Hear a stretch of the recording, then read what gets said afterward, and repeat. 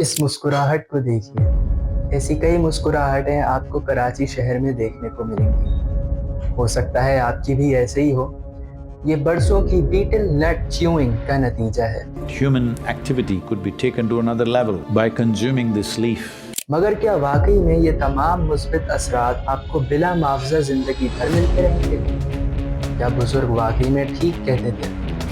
تو آئیے میرے ساتھ ان تمام سوالات کے جوابات کو مل کر ڈھونڈتے ہیں.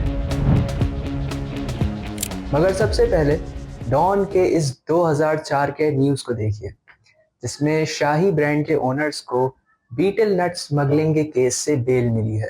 یہ ایک ڈرگ سمگلنگ کیس تھا اور اس سے یہ ثابت ہوتا ہے کہ battle nut is a drug.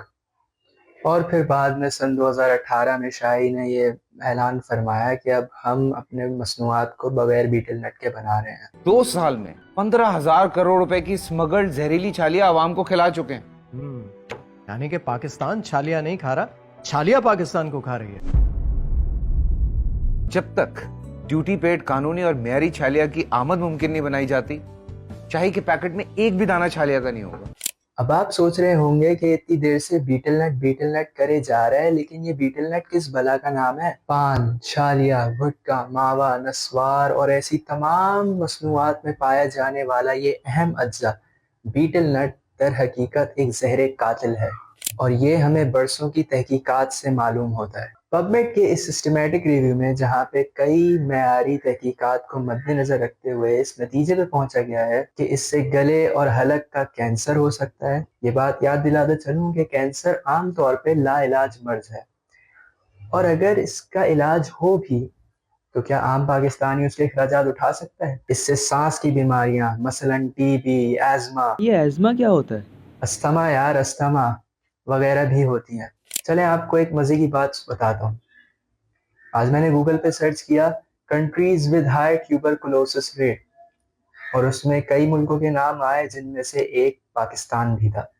ظاہر ہے جس ملک میں بچے سے لے کے بزرگ تک 10 سے 13% عوام اسموک لیس ٹوبیکو یعنی گھٹکا، ماوا، ان تمام چیزوں کی کنزیومر ہوں گی، اس میں ٹیوبرکلوسس تو عام ہونا ہی تھا. اس کا دل پہ، جگر پہ اور پورے کے پورے جسم پہ ہی بہت ہی منفی اثر ہوتا ہے.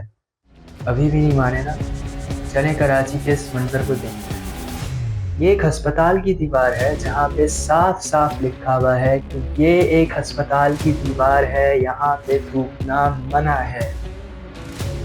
اس کے باوجود اس ہسپتال کی دیوار کے آگے پیچھے، آمنے سامنے، اوپر نیچے، ہر جگہ ہمیں لال پچکاریاں دیکھنے کو ملتی ہیں.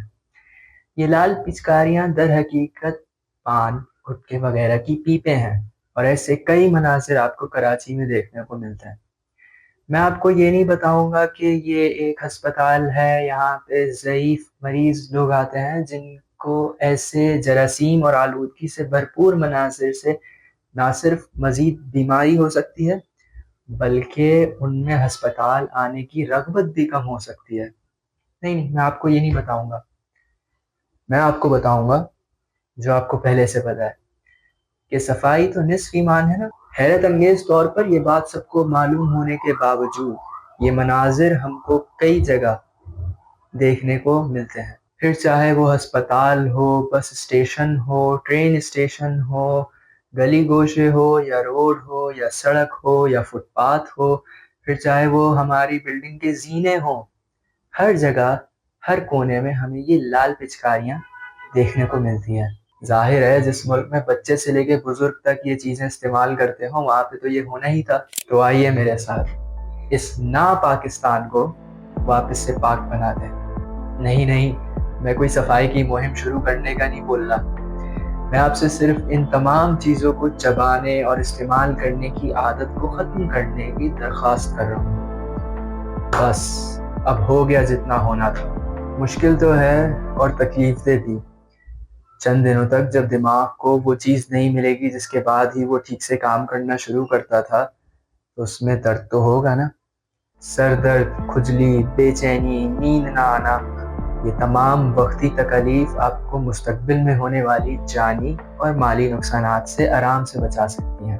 اور جسم میں جو منفی اثرات تھے وہ بھی آہستہ آہستہ کر کے ختم ہونا شروع ہو جائیں گے۔ چند ہفتوں بعد آپ کو یہ محسوس ہوگا کہ آپ کبھی اس مصنوعات کو استعمال ہی نہیں کرتے تھے۔